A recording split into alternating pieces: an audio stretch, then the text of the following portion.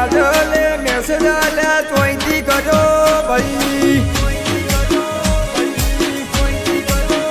મન ફોન કરી રોજ ફોન કરી હેરાન બહુ કરે આ કાજલ નામ ફટશે